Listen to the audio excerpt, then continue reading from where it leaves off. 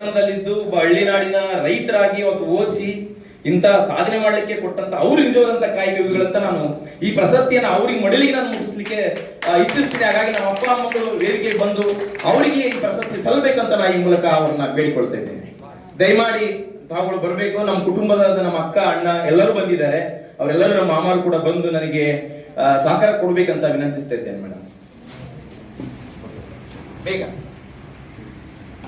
ಯೋಗ ಭಾರತ ಇಡೀ ಜಗತ್ತಿಗೆ ನೀಡಿರುವಂತಹ ಅದ್ಭುತವಾಗಿರುವಂತಹ ಅಂತಹ ಒಂದು ಯೋಗ ಕ್ಷೇತ್ರದಲ್ಲಿ ಸಾಧನೆಯನ್ನ ಮಾಡಿರುವಂತವರು ಶ್ರೀ ಮಲ್ಲಿಕಾರ್ಜುನ್ ಕೆ.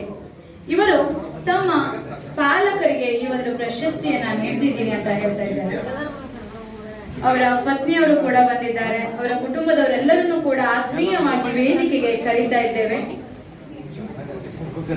ಅವರೆಲ್ಲರೂ ಕೂಡ ವೇದಿಕೆಗೆ ಬರಬೇಕು ಅಂತ ಕೇಳ್ಕೊಳ್ತಾ ಇದ್ದೇನೆ.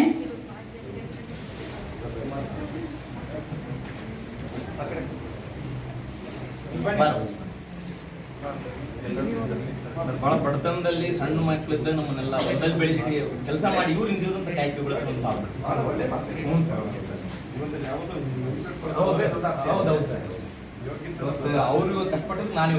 ನನಗೆ ಇಲ್ಲಿ ಅಬ್ದುಲ್ ಕಲಾಂ ಅವರ ಮಾತು ನೆನಪಾಗ್ತಿದೆ. ಬಡತನದಲ್ಲಿ ಹುಟ್ಟುವುದು ತಪ್ಪಲ್ಲ, ಅದೇ ಬಡತನದಲ್ಲಿ ಸಾಯುವುದು ಅಪರಾಧ ಅಂತ.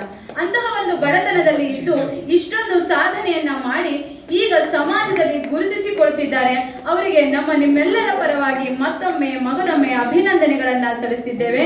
ಶ್ರೀ ಮಲ್ಲಿಕಾರ್ಜುನಗೆ ಇವರಿಗೆ ಯೋಗ ಕ್ಷೇತ್ರದಿಂದ ಅಕ್ಷರದೀಪ ಸಾಹಿತ್ಯ ಮತ್ತು ಸಾಂಸ್ಕೃತಿಕ ಯಾವಾಗ್ಲೂ ಹೀಗೆ ಇರಲಿ ಎನ್ನುವ ಆಶಯ ನಮ್ಮ